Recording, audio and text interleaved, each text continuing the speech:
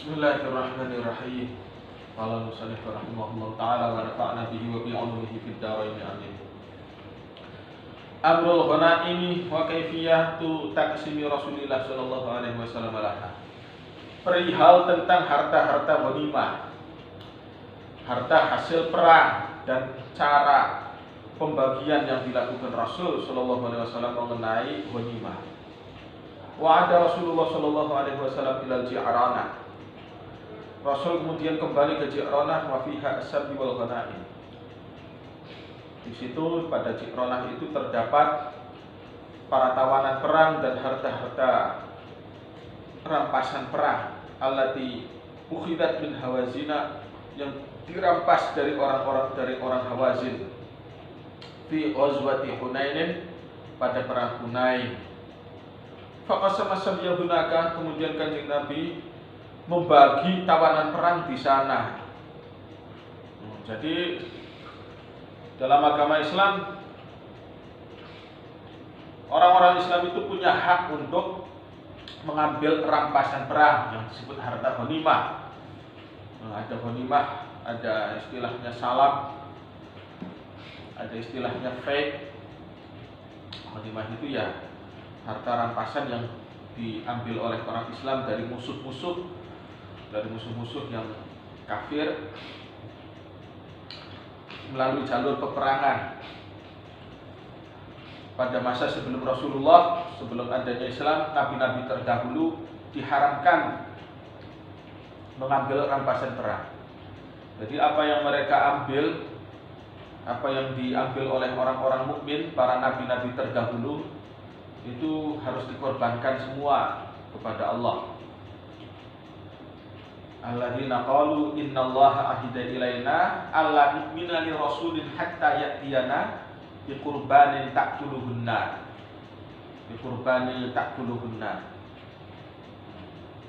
Orang-orang yang menyatakan bahwa kami tidak akan mau beriman, yang mengatakan innallaha ahida ilaina, Allah mengambil sumpah pada diri kita, alla nu'mina li rasulin, untuk tidak percaya kepada seorang rasul, hatta ya'tiyana bi qurbanin, sampai Rasul itu datang membawa kurban ta'kuluhun naru, yang dilalap oleh api. Jadi pada masa Islam, Rasulullah dihalalkan untuk mengambil harta ghanimah. Yaitu memang strategi, ya memang syariat para nabi memang berbeda-beda. Kalau akidah secara usul, secara prinsip sama semua, tapi secara teknis syariatnya memang berbeda. Pada masa Rasul, orang Islam dihalalkan merampas harta peperangan. Kalau nggak begitu, nanti orang Islam lemah. Hukum internasional, siapa yang menang, dia berhak untuk merampas harta dari pihak yang kalah. Kalau seandainya orang-orang musyrik merampas, misalkan mengalahkan orang Islam, merampas harta orang Islam. Ketika orang Islamnya menang, tidak merampas sedikit pun harta orang musyrik, nah ini kan kacau, tidak imbang artinya. Disitulah Islam ini syariatnya memang berbeda dari syariat nabi-nabi terdahulu, termasuk dalam hal peristiwa perang Hunain. Faqasama sabyahunaka, Rasulullah lantas kemudian membagi tawanan perang di sana, di Ji'ronah. Tsumma qadima alaihi wafdun min hawazina muslimin, kemudian datang menghadap pada diri Rasul delegasi orang Hawazin dalam keadaan tunduk Islam semua. Kami menyerah, kami menyatakan diri sebagai orang-orang Islam, bersyahadatlah orang Hawazin.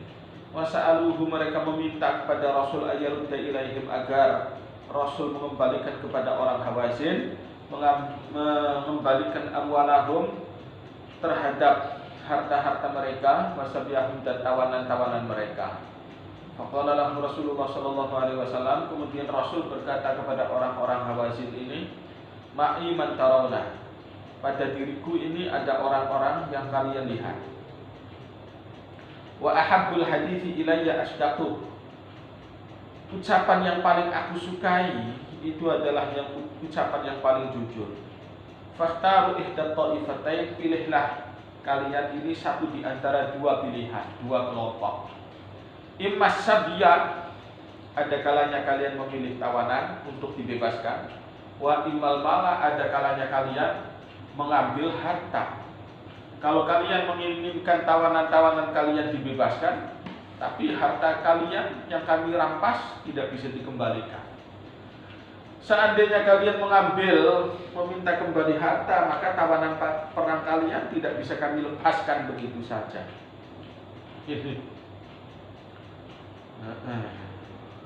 Jadi ini tidak bisa diluluskan, tidak bisa dipenuhi semuanya, karena bagaimanapun orang Hawazin tadinya melakukan sikap permusuhan awalnya.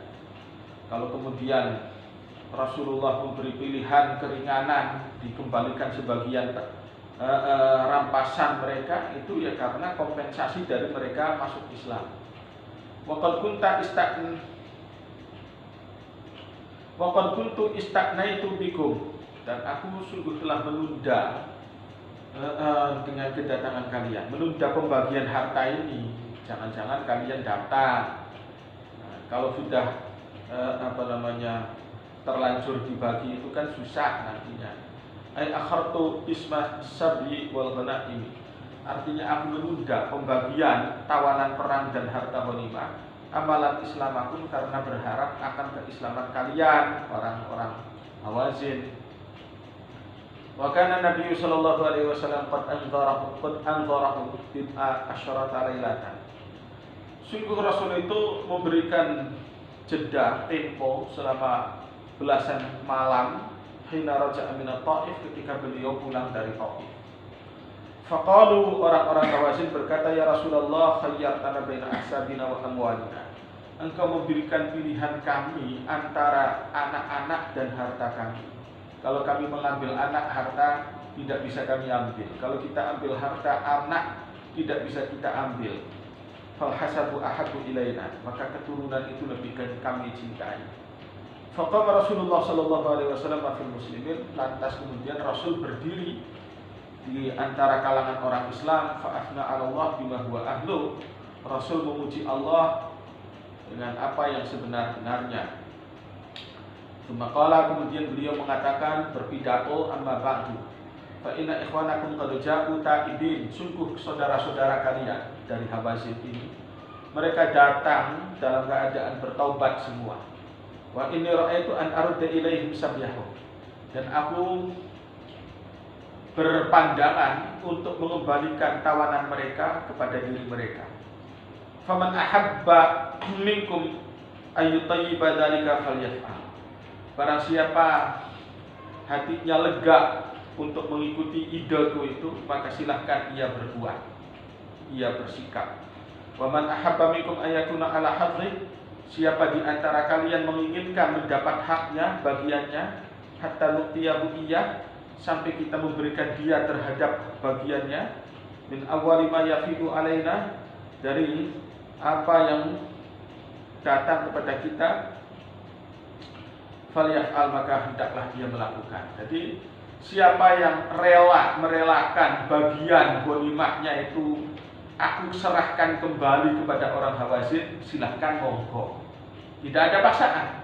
Tapi barang siapa kalian udah terlanjur perang, ini harta rampasan perang itu sudah kami ambil aja, nggak usah dikembalikan pada orang Hawazin, ya silahkan juga. Fanadana sujami'an, kemudian masyarakat ini menyeru semuanya, qad tayyabna dzalika ya Rasulullah, kami bersukarela untuk melakukan itu wahai Rasul, kami setuju dengan sikap engkau mengembalikan ghanimah ini kepada orang Hawazin. Faqala alaihi salatu wassalam, kemudian Rasulullah berkata, inna la nadri man adina minkum fi dzalik mimman lam ya'dan. Aku tidak tahu siapa yang mengizinkan, merelakan, dan siapa yang tidak merelakan. Farji'u hatta yarfa'a ilaina urafa'ukum amrakum. Sudah. Saya tidak ingin di sini jangan-jangan karena apa namanya itu istilahnya tidak ada keterpaksaan. Udah, kalian tidak harus setuju dengan usulku. Nah, ini kata Rasul. Kalian tidak harus setuju dengan usulan aku untuk mengembalikan harta rampasan perang kepada orang Hawazin. Udah, jangan-jangan kalian mengatakan setuju di sini karena nggak enak hati. Aku nggak mau. Karena nggak enak hati itu nggak mau. Udah, pulang aja, pulang dulu ke rumah.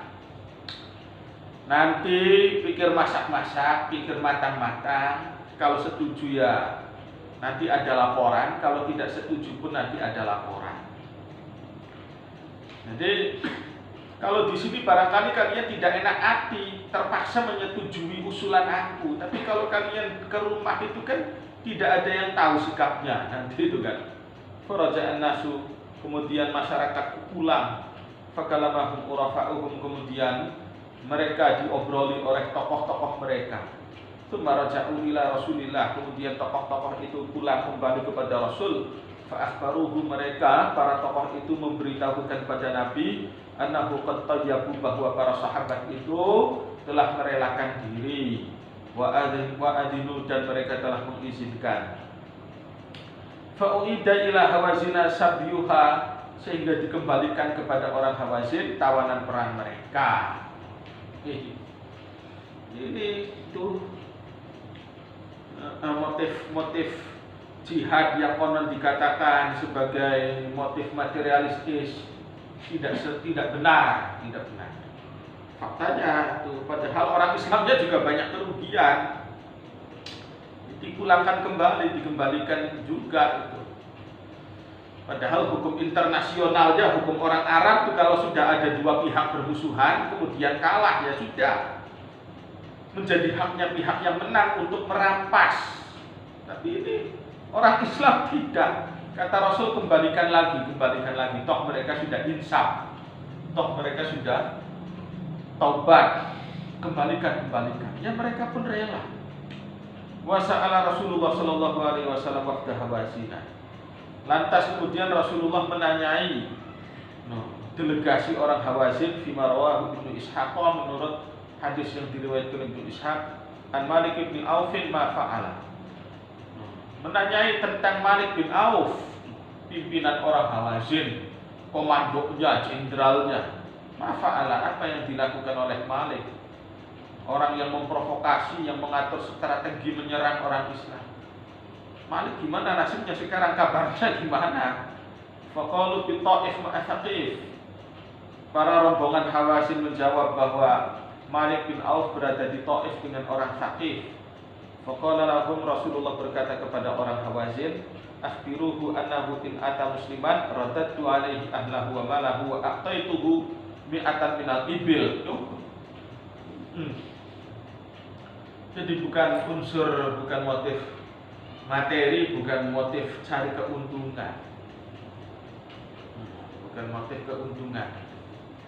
Akhbiruhu, beritahukanlah kepada pimpinan kalian yang namanya Malik bin Auf, bahwa kalau ia datang secara Islam, aku kembalikan kepadanya keluarga yang ditawan, harta-hartanya. Bukan cuma aku kembalikan, aku tambahi lagi. Wa aqtaituhu mi'atan minal ibil, aku tambahi lagi 100 ekor unta. Masya Allah. Tidak tanggung-tanggung Rasul memberikan 100 ekor unta. Dikiranya apa? Dikiranya dakwah Islam itu, dakwahnya Rasul itu dianggapnya apa? Ini bukan motif apa? Enggak, ini buat kalian semua. Fathu Makkah itu bukan untuk menguasai kota Makkah, sadanatul Ka'bah, sadanatul Bait, kepengurusan juru kunci Baitullah dikembalikan kepada yang berhak, pada yang biasa mengurus, tidak dirampas oleh Rasul, diberikan kepada Utsman bin Talha sampai seketurunannya, dijamin oleh Rasul, tidak boleh ada yang mengganggu gugat. Tuh, ini dianggapnya masih apa lagi? Motif materi gitu ya. Kalau Rasulullah itu berjuang menyebarkan Islam itu demi motif materi, ya buat apa ngasih musuh? Nah, ini kan Malik bin Auf ini kan logikanya itu kan posisinya udah kalah, udah sekalian dipites aja. Logikanya sudah gitu aja kan. Sudah gak berdaya, toh kawan-kawannya sudah pada masuk Islam, orang Hawazin tuh. Kawan-kawan Malik bin Auf sudah pada masuk Islam. Tinggal ditekan aja sudah. Islam atau mati, atau kita rampas hartanya. Kalau Rasul itu berniat untuk cari materi, tapi tidak.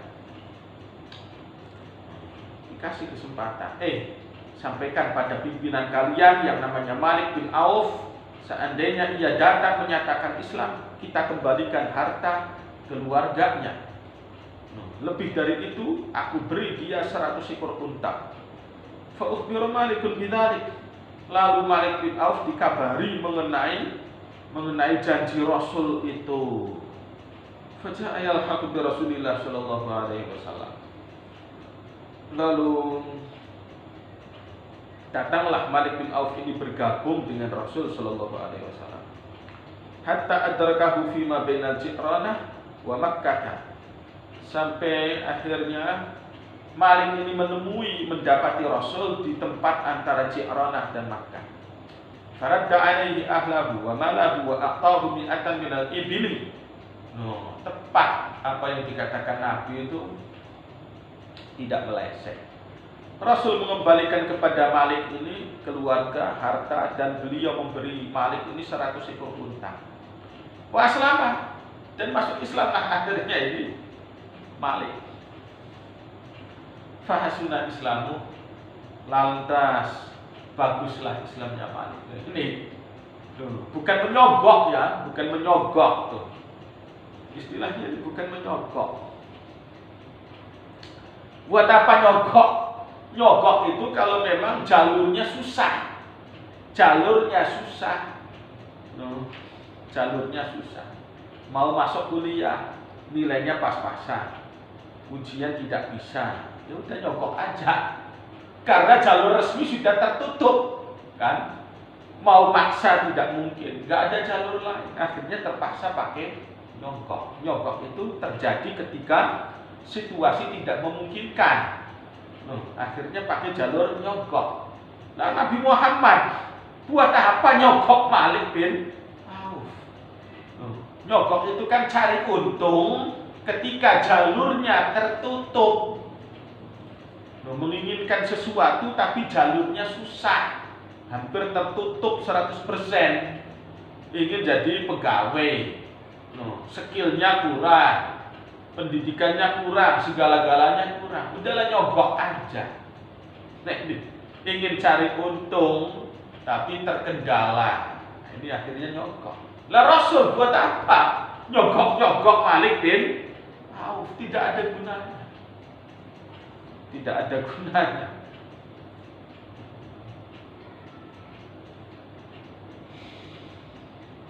Untuk membuat Malik bin Auf ini menjadi Islam, gampang aja kan? Pakai jalur apa kek? Pakai jalur embargo kek? Sebagaimana yang dialami Rasul dulu itu kan di embargo. Di embargo aja Malik diboikot tuh, diboikot, tidak boleh ada orang yang berhubungan dengan Malik kecuali dia masuk Islam, dipaksa, diancam. Buat apa nyogok-nyogok? Ini bukan masalah nyogok. Jadi Rasul ini ingin menunjukkan, ingin membuktikan bahwa perjuangan beliau itu bukan demi materi. Wa khassan Nabi sallallahu alaihi wasallam al-mu'allafata qulubahum.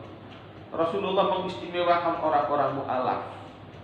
Siapa mu'alaf itu? Wahum ahlu Makkah. Mu'alaf itu adalah penduduk kota Makkah. Diistimewakan di masjid minal ghanaimi dengan tambahan harta ghanimah, harta rampasan perang. Wal aqtayat, dan berbagai hadiah pemberian. Ya ta'alafu qulubahum, di mana Rasul melembutkan perasaan hati orang mu'alaf alal islami, untuk beragama Islam. Dilembutkan tuh, dilembutkan kayak bocah TK itu kan, kayak anak TK, hatinya dilembutkan supaya mau belajar, diiming-imingi apa, dikasih kue, dikasih permen, dikasih coklat, dikasih apa yang disukai, dikasih mainan. Yang penting asal mau belajar. Anak TK kan begitu.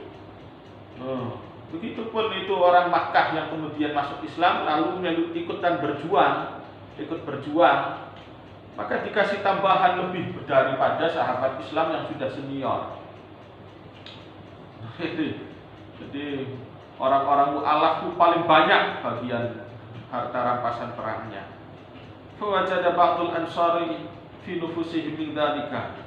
Kemudian merasa tidak enak hati sebagian orang Ansor dari kejadian tersebut. Ada yang sedikit kecewa di antara orang Ansor. Lah, kita pada sama-sama berperang, kita sama-sama berjuang. Kenapa kita dapatnya sedikit? Justru orang mu'alaf dapatnya banyak. Wa qalu, orang Ansor berkata, ya Rasulullah di Rasulillah yu'ti Quraisyan, kenapa Rasul kok memberi orang Quraisy, wa yatrukuna, dan beliau mengabaikan kita, wa suyufuna taqturu min dimaihim, sedangkan pedang-pedang kita telah meneteskan nyawa atau darah-darahnya orang Quraisy. Kita sama-sama berjuang kok kita dapatnya sedikit, sedangkan mereka kok dapatnya banyak. Fabalagha dzalika Rasulullah sallallahu alaihi wasallam. Desas-desusnya orang Ansor itu sampai juga pada diri Rasul sallallahu alaihi wasallam. Fa arsala ilal Ansari, kemudian Rasul mengirimkan perintah kepada orang Ansor. Fajtama'u, akhirnya orang Ansor berkumpul fi makanin uiddalahum, di satu tempat yang disediakan buat mereka. Walam yad'u ma'ahum ahadan ghairahu. Rasulullah tidak mengundang siapapun selain orang Ansor. Yang kumpul di sini hanya khusus orang Ansor. Tsumma fihim, lalu Rasulullah berdiri di antara orang Ansor. Fahmidallah wa athna alaih, beliau memuji Allah bima huwa ahlu, dengan pujian yang pantas buatnya. Tsumma qala, kemudian Rasul berpidato, ya ma'syarul Ansar, ma qalatun balaghatni ankum. Ucapan apa yang nyampe padaku dari kalian? Kok kayaknya ada desas-desus yang kurang enak? Kok kayaknya ada desas-desus yang menyatakan kekecewaan? Kayaknya aku tidak adil ya. Kayaknya aku dianggap tidak adil sebab aku memberi orang mu'alaf lebih banyak daripada kalian yang jasanya banyak. Kata Rasul, alam atikum dullalan fahadakumullahu bi. Bukankah aku mendatangi kalian orang Ansor di saat kalian sesat, lantas Allah memberi hidayah kepada kalian melalui aku. Wa kuntum mutafarriqin, dan kalian itu tadinya tercerai-berai antara Aus dan Khazraj, berperang ratusan tahun. Fa'allafakumullahu bi, lantas Allah menyatukan kalian melalui aku. Wa kuntum alatan fa'agnakumullahu bi, dan kalian tadinya melarat, lantas Allah menjadikan kalian kaya oleh diri aku. Kullama qala lahum min dzalika syai'an qalu bala. Setiap kali Rasul mengatakan pidatonya itu, orang Ansar mengatakan, iya betul Rasul. Engkau datang kepada kami dalam keadaan sesat. Engkau datang kepada kami di saat kami tercerai-berai. Engkau datang kepada kami dalam keadaan kami melarat. Semua itu berubah semenjak kedatanganmu. Allah wa Rasuluhu amanu wa afdal. Sembaqala, kemudian Rasul mengatakan, ala tujibuni ya ma'syaral Ansar. Apa kalian tidak mampu menjawab aku, wahai golongan Ansar?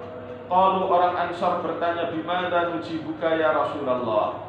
Dengan apa kami menjawab kamu, engkau wahai Rasul? Bagaimana jawaban kami? Lillahi wa li rasulihi al-mannu wal fadlu. Hanya milik Allah dan utusannya lah keutamaan dan anugerah. Faqala sallallahu alaihi wasallam, lalu Rasul bersabda, "Ama wallahi law syi'tum lakuntum." Ingat, jangan kalian berkecil hati. Jangan kalian berkecil hati. Dan seandainya kalian itu aku desak, seandainya kalian itu aku desak, bahwa tadinya kalian sesat, sekarang menjadi iman, tadinya kalian tercerai-berai, akhirnya kalian bersatu. Nih, tidak boleh berkecil hati. Kalian itu meskipun tadinya begitu, ama wallahi law syi'tum laqultum. Ingat, demi Allah, seandainya kalian mau, pasti kalian bisa berkata, fala sadaqtum, sungguh kalian benar nanti jawabannya. Walau suddaqtum, dan kalian akan pasti dibenarkan. Ataitana mukadzaban, engkau mendatangi kami dalam keadaan didustakan. Jadi tidak boleh ada orang mengunggul-unggulkan di hadapan orang lain. Jangan ada orang mengunggul-unggulkan di hadapan orang lain. Tidak boleh saling menyombongkan. Kalau kalian merasa merasa direndahkan, kalian bisa berbangga-bangga. Kalau kalian merasa kalian bisa berbangga-bangga. Ataitana mukadzaban, engkau mendatangi kami wahai Nabi Muhammad, mukadzaban dalam keadaan didustakan, kan? Fasaddaqnaka, lantas kami mempercayai engkau. Wa makhzulan, dalam keadaan terkalahkan. Fanasarnaka, kami membantu engkau. Wa taridan, dalam keadaan terusir. Fa'awainaka, kami mengungsikan engkau. Wa ailan, dan keadaan menjadi beban, dalam keadaan beban. Fa'asainaka, maka kami berbagi dengan engkau. Fasahu, kemudian orang Ansar berkata, balil mannu alaina lillah wa li rasulih. Tidak, kami tidak akan menjawab dengan jawaban semacam itu. Anugerah yang atas diri kita itu milik Allah dan utusannya. Tsumma taba'a Rasulullah sallallahu alaihi wasallam qailan. Lantas kemudian Rasulullah menyambung mengatakan, awajadtum ya ma'syaral ansar fi anfusikum, apa kalian merasakan kecewa pada diri kalian wahai orang Ansar, min ajli la'atin, oleh sebab masalah makanan, sayuran, masalah sayur mayur gitu aja, masalah makan begitu.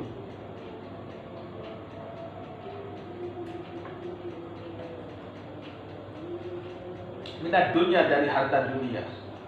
Ta'allaqtu biha qauman liyuslim. Aku melunakkan dengan ini dunia. Aku lunakkan satu kaum agar mereka Islam. Wa wakaltukum ila islamikum. Aku mengandalkan, menyerahkan kalian kepada keislaman kalian. Jadi aku memberi itu bukan karena aku berat hati, bukan karena aku lebih senang kepada mereka orang mu'alaf, bukan. Bukan masalah itu. Persoalannya memang itulah, anak TK ya harus lebih banyak dikasih. Kalau anak yang sudah dewasa bisa jadi tidak dikasih, nggak masalah. Kalau anak yang tidak dewasa kemudian tidak dikasih, itu kan gimana? Bisa ngamuk, bisa nangis. Ala tarbawna, apa kalian tidak ridho ya ma'syaral ansar, wahai kalian orang Ansar, golongan Ansar, tidakkah kalian ridho ayyadhaban nas bisyita'i wal ba'ir, bahwa manusia pulang pergi dengan membawa kambing dan unta, watarji'u, dan kalian pulang kembali bi Rasulillah, membawa utusan Allah, ila rihalikum, kepada rombongan kendaraan kalian. Fa wallahi, demi Allah, lama tanqalibuna bihi khairun mimma yanqalibuna bihi. Sungguh apa yang kalian bawa pulang itu jauh lebih baik daripada harta yang orang mu'alaf bawa pulang. Jadi makanya itu orang-orang, sekali lagi slogan orang-orang tasawuf itu menyatakan fakri fakhri. Fakri fakhri. Kemelaratanku itu adalah kebanggaanku. Boro-boro aku menangis karena melarat. Boro-boro aku menangis, boro-boro aku minta wirid supaya tidak melarat. Tidak. Justru aku melarat itu aku bangga. Itu orang-orang tasawuf begitu. Bukan karena terpaksa melarat, karena tidak punya skill, tidak punya kemampuan. Banyak kesempatan untuk menjadi orang kaya. Tapi mereka, orang-orang tasawuf itu lebih memilih bergaya melarat. Ini memang sengaja tuh. Berarti ini menunjukkan bahwa Allah telah menilai mereka yang melarat itu orang dewasa. Ini Rasulullah aja menilai orang Ansor ini sebagai orang yang telah dewasa agamanya, sehingga tidak perlu dirangsang dengan materi harta juga masih kuat. Tapi orang mu'alaf kalau tidak dirangsang dengan materi duniawi begitu, ya bisa kacau nanti. Agamanya bisa rusak. Daripada agamanya rusak, ya udah dikasih aja. Nih. Walladzi nafsu Muhammadin biyadihi. Demi Allah, di mana jiwa Muhammad itu berada di kekuasaannya. Laulal hijratu lakuntu imra'an minal ansar. Seandainya tidak ada hijrah, pasti aku adalah satu di antara orang Ansar. Walau salakan nasu sya'ban